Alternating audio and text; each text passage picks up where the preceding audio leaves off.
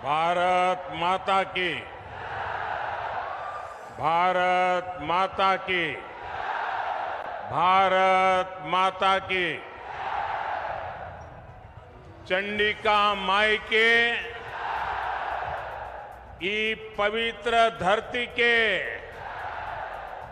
गोड़ लाग छिए। अंगराज कर्ण के ई भूमि के प्रणाम करी छिए। मुंगेर की ये धरती स्वाभिमान की धरती है।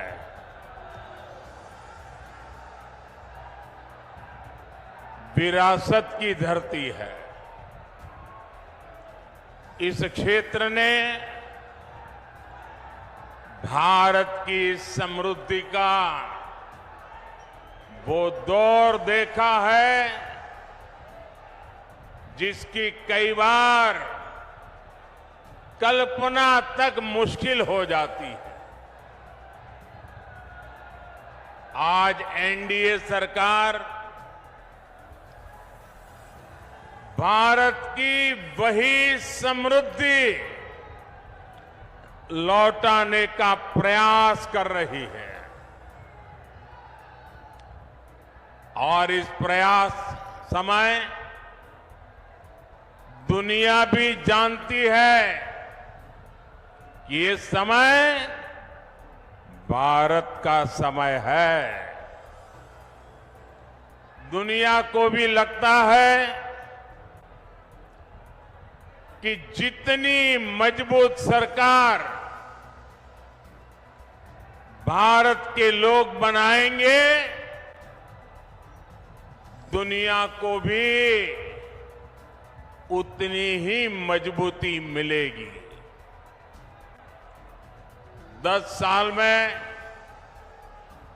भारत की ये जो साख बढ़ी है,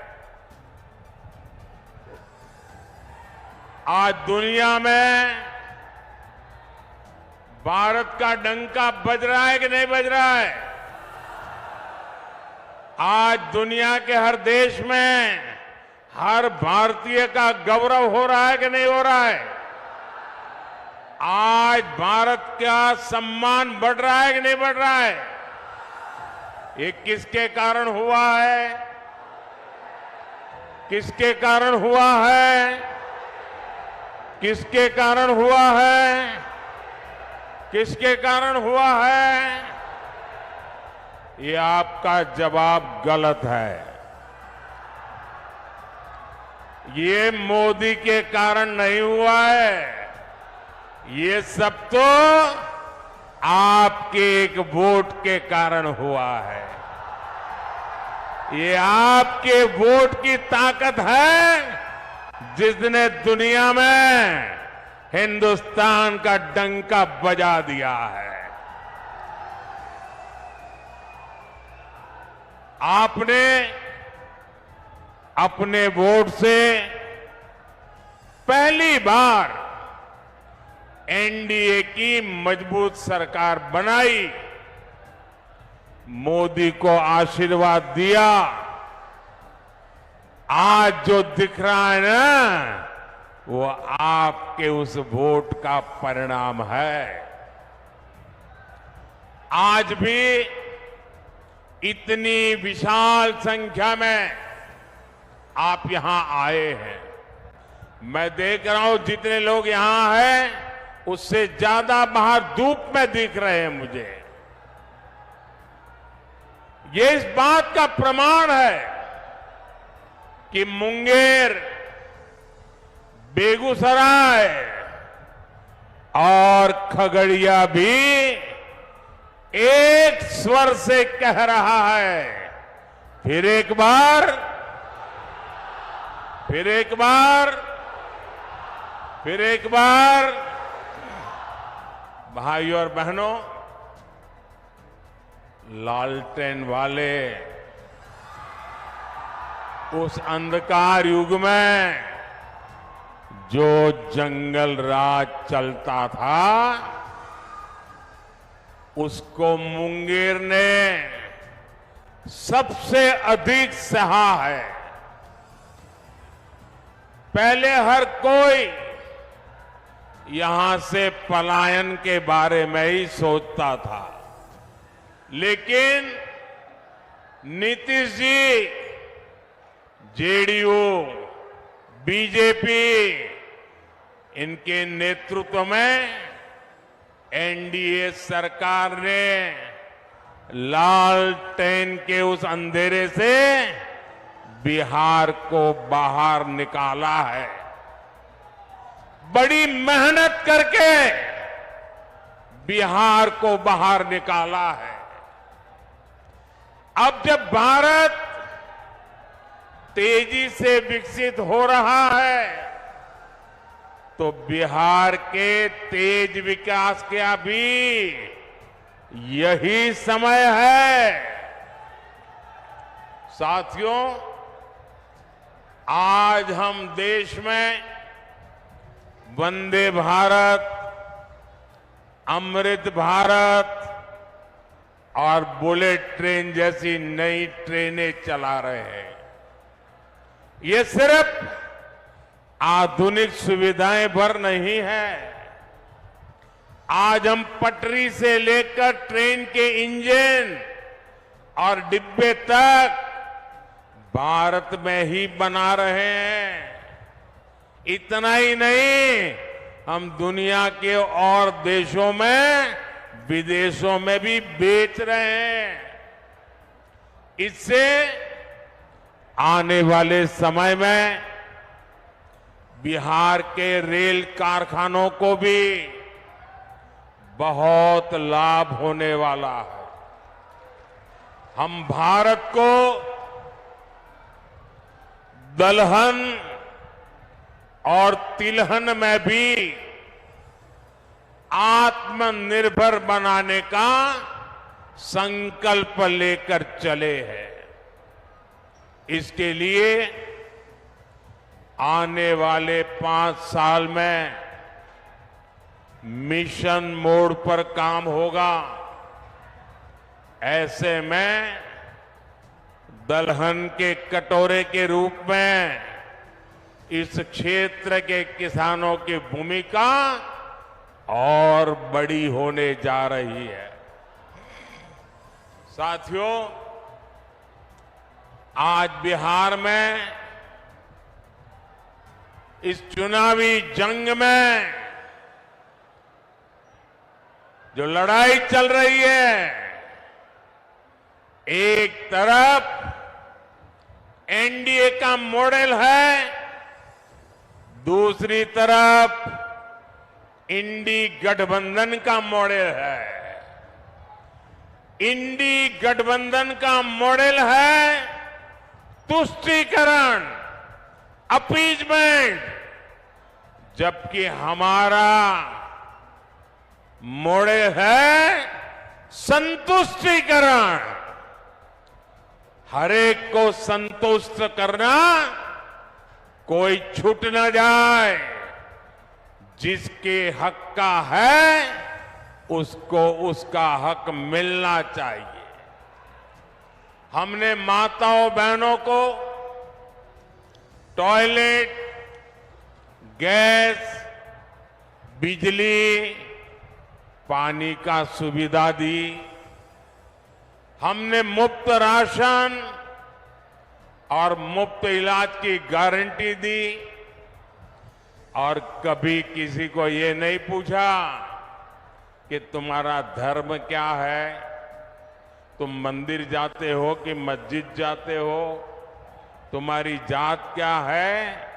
हमने तो कहा जो इसका हकदार है उनको सबको मिलेगा, और यही सच्चा सेक्युलरिज्म है, यही सच्चा सामाजिक न्याय है।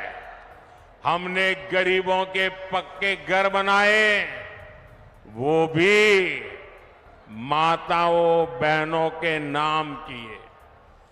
लेकिन इंडी गठबंधन अपनी पूरी ताकत सिर्फ और सिर्फ तुष्टीकरण पर लगा रहा है।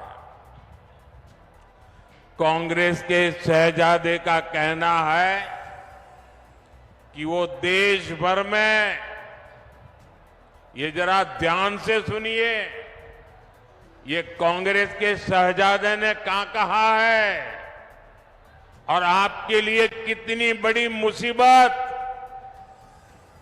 वो लाने वाले हैं, ये जरा समझने की जरूरत है। कांग्रेस के शहजादे ने कहा है कि देश भर में हर परिवार की उसकी कमाई का, उसकी मिल्कत का, उसकी प्रॉपर्टी का सर्वे करेंगे। परिवार के पास क्या होता है?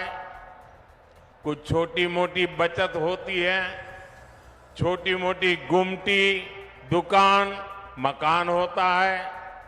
हमारी बहनों के पास कुछ जेवर गहने होते हैं और स्त्री धन तो हमारे यहां बहुत पवित्र माना जाता है, मंगलसूत्र होता है। भ्रष्टाचार करके लोगों को तबाह करने वाली कांग्रेस की बुरी नजर अब आपकी संपत्ति पर पड़ गई है। साथियों, कांग्रेस कहती है कि वो किसानों के घर और जमीन के सर्वे कराएगी और आप पर विरासत टैक्स लगाएगी और कहते हैं वो एक्सरे निकालेंगे हर एक का, हर परिवार का एक्सरे निकालेंगे। यानी आप अपनी पूरी संपत्ति, आज तो आपके पास जो भी है, मरते समय आप अपने बच्चों को दे देते हैं।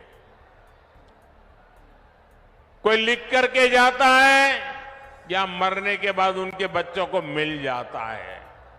लेकिन अब कांग्रेस ऐसा घोषणा पत्र लेके आई है, कांग्रेस ने ऐसी घोषणा की है कि अब आप अपना खेत, खलियान, घर, दुकान जो आपकी मेहनत से बना है, जिसके मालिक आप हैं, अब आप अपने बच्चों को नहीं दे पाएंगे। कांग्रेस का कहना है, शाहजादे के गुरु कह रहे हैं कि अब उसमें से आधे से अधिक कांग्रेस सत्ता में आई तो वो उसको हड़प लेंगे। यानी आपके पास गांव में 4 कमरों का घर है तो आपके बाद आपकी संतान को 4 कमरे वाला घर नहीं मिलेगा, उसमें से 2 कमरे वो हड़प कर लेंगे। मान लीजिए किसी किसान के पास 10 बीघा जमीन है, कांग्रेस की सरकार बनी तो 10 बीघा जमीन आप वारसे में, विरासत में अपने बच्चों को नहीं दे पाएंगे। 5 बीघा जमीन आपको बच्चों को देनी है, 5 बीघा सरकार में जमा करनी है। ऐसा भयानक विचार लेकर के ये इंडी गठबंधन के लोग आए हैं और इधर आरजेडी वाले, इतनी चर्चा चल रही है, मुंह पे ताला लगा करके बैठ गए हैं, क्योंकि वो भी मौन रख करके ये संपत्ति का, भागीदारी का मजा लेना चाहते हैं। विरासत टैक्स के रूप में कांग्रेस अपनी जो खासम खास वोट बैंक होगी, आरजेडी की अपनी जो खासम खास वोट बैंक होगी, ये जो आपका लूट लेंगे वो उनको बांट देंगे। और इसलिए आज पूरा देश चिंतित है, हर नौजवान चिंतित है, हर बुजुर्ग मां बाप चिंतित है। और इसलिए एक स्वर से देश कह रहा है, कांग्रेस की लूट, कांग्रेस की लूट जिंदगी के साथ भी, जिंदगी के बाद भी, मरने के बाद भी लूटेंगे। कांग्रेस की इस योजना में आरजेडी उसके साथ कंधे से कंधा मिलाकर चल रही है। साथियों, युवाओं को ज्यादा से ज्यादा नए अवसर देना, रोजगार के मौके देना, ये एनडीए की प्राथमिकता है। एनडीए सरकार मुद्रा योजना, स्टार्टअप योजना से नौजवानों को लाखों रुपए की मदद दे रही है। मकसद यही है कि देश के युवा अपने स्टार्टअप शुरू करें, अपनी कंपनियां खोलें, अपने इच्छा अनुसार काम शुरू करें।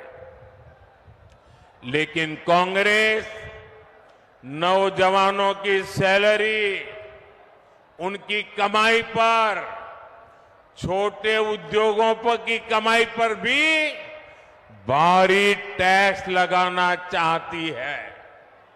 भाइयों और बहनों, इंडी गठबंधन की दूसरी योजना तो और भी खतरनाक है और ये भारत के संविधान की भावना के विरुद्ध हमारे पूर्वजों ने महीनों तक चर्चा करके जो हमारा देश का संविधान बनाया, जिस संविधान को बाबा साहब आम्बेडकर ने लिखा, उस संविधान की भावना के खिलाफ, बाबा साहब आम्बेडकर की योजना और विचार के खिलाफ अब वो धर्म के आधार पर आरक्षण लाना चाहते हैं। कांग्रेस कर्नाटका में उन्होंने एक मॉडल खड़ा किया है। मेरे ओबीसी समाज के जो भाई यहां है, ये जरा समझ लें कितना बड़ा भयंकर संकट इनका खेल है।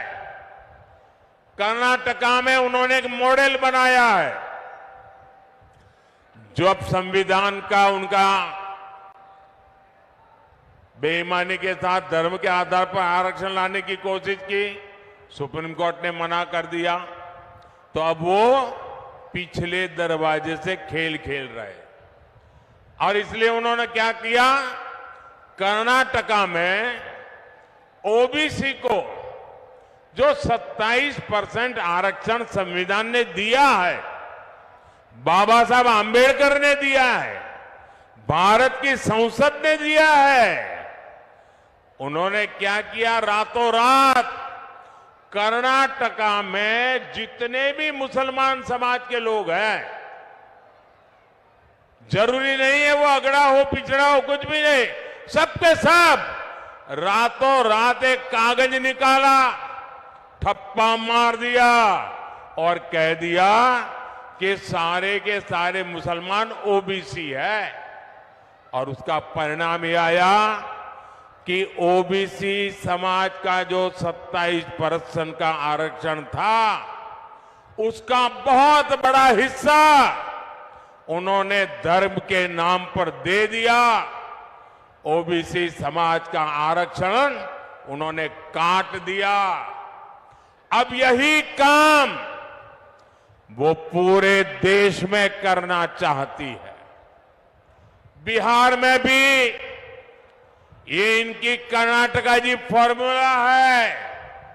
वो इंडी गठबंधन वाले यादव हो, मंडल हो, कुर्मी हो, कुशवाहा हो, निषाद हो, ऐसी जितनी भी पिछड़ी जातियां हैं उनको जो आरक्षण मिला है अब वो उसमें से डाका डालेंगे, लूट लेंगे और धर्म के नाम पर बांट देंगे, अपनी वोट बैंक को देना चाहते हैं। और इसमें भी कांग्रेस को आरजेडी का पूरा पूरा साथ मिल रहा है। ओबीसी का हक लूटने का एक खेल चल रहे हैं और आरजेडी वाले तालियां बजा रहे हैं। लेकिन ये लोग कान खोलकर सुन ले, जब तक मोदी है तब तक ये एससी, एसटी, ओबीसी का हक छीनकर धर्म के आधार पर नहीं बांट पाएंगे। और ये मोदी की गारंटी है।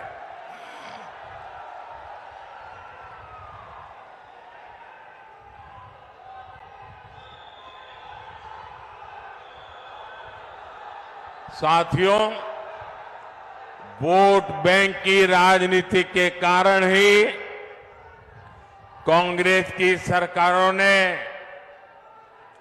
हमारी हजारों वर्षों की समृद्ध विरासत की सूध नहीं ली। आज जब मैं गर्व के साथ पूरी दुनिया में जाकर कहता हूं कि भारत लोकतंत्र की जननी है, तो ये आरजेडी, कांग्रेस, लेप वाले मेरे देश की मजाक उड़ाते हैं। ये मजाक सिर्फ मोदी का नहीं है, बल्कि बिहार के महान लोकतांत्रिक इतिहास का मजाक है। बीते 10 वर्षों में हमने अपनी विरासत, अपनी धरोहर को फिर विश्व पटल पर स्थापित किया है। गुलामी की मानसिकता से घिरे गए लोग अब चाहकर भी इस नए भारत को बदल नहीं सकते। आप देखिए, दिल्ली में G20 सम्मेलन के दौरान हमने हमारे देश की, बिहार की महान विरासत, नालंदा विश्वविद्यालय के गौरवमय इतिहास को दुनिया के सामने रखा। आज दुनिया के जो जितने G20 के बड़े नेता हैं, उनके घर में नालंदा के उस विश्वविद्यालय के साथ फोटो है।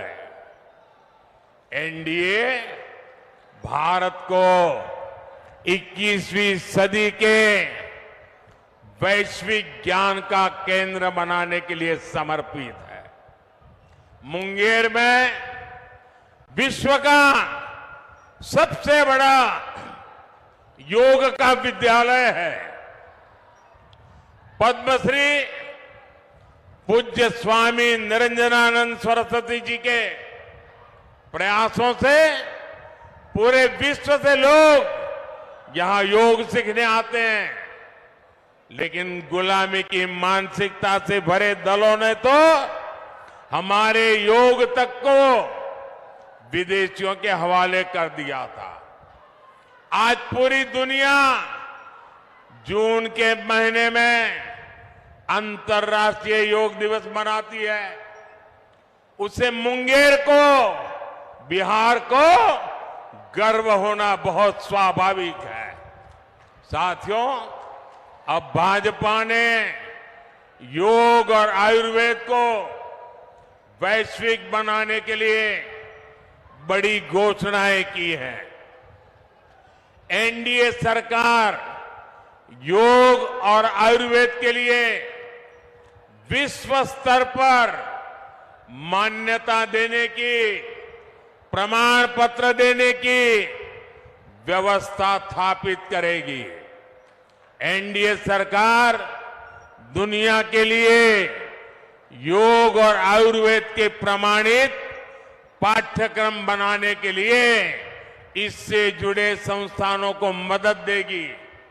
इससे योग और आयुर्वेद सेक्टर में हमारे नौजवानों के लिए पूरी दुनिया में अवसर बनेंगे।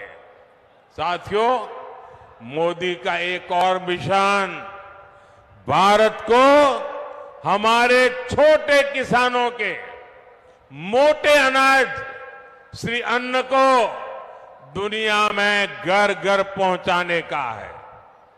बिहार में हमारे किसान बड़ी मात्रा में श्री अन्न उगाते हैं। ये देश के करोड़ों छोटे किसानों की कमाई को कई गुना बढ़ाने वाला है। भाइयों और बहनों, यहां इस क्षेत्र में तो साक्षात माता सीता जी के निशान है। 500 साल बाद अयोध्या में प्रभु राम का भव्य मंदिर बना है।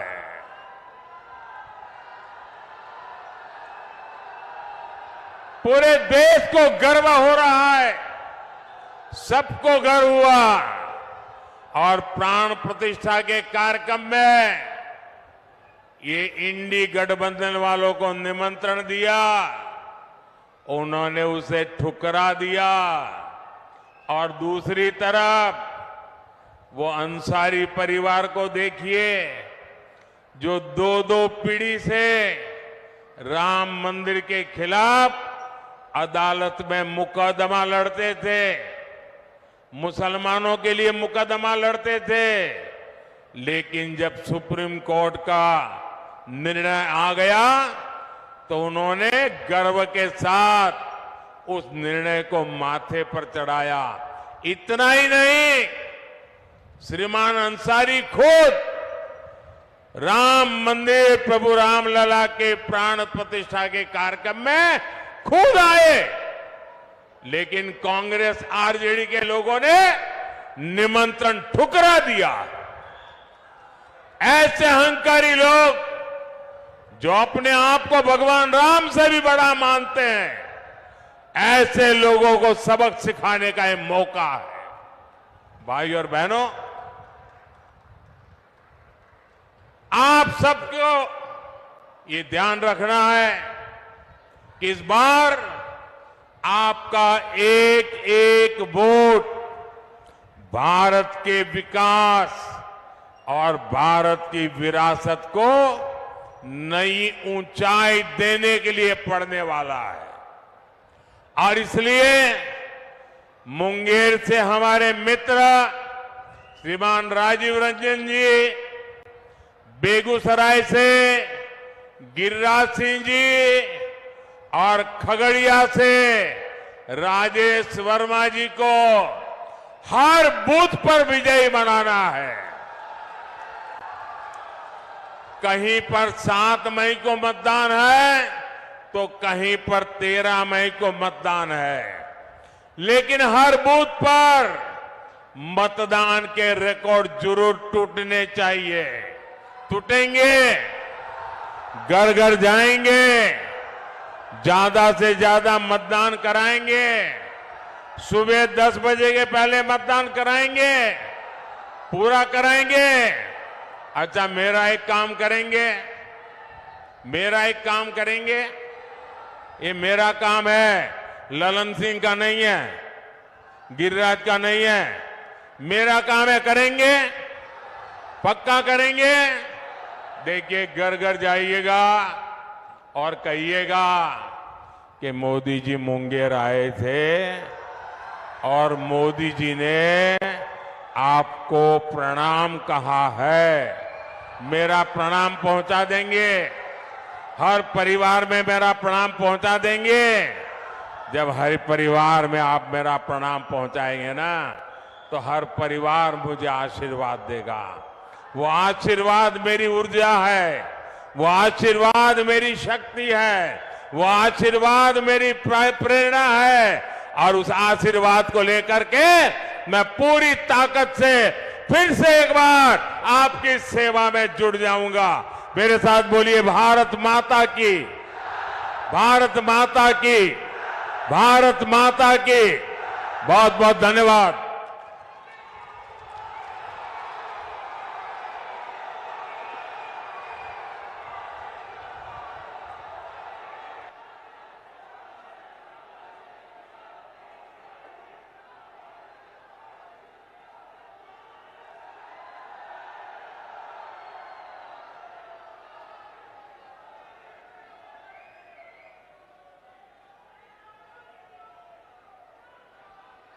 मोदी जी को जय श्री राम। मोदी जी को जय श्री राम। मोदी जी को जय श्री राम। जय श्री राम, जय श्री राम, मोदी जी को जय श्री राम। जय श्री राम, जय श्री राम, मोदी जी को जय श्री राम। जय श्री राम, जय श्री राम, मोदी जी को जय श्री राम। जय श्री राम, जय श्री राम। आप बोलिए।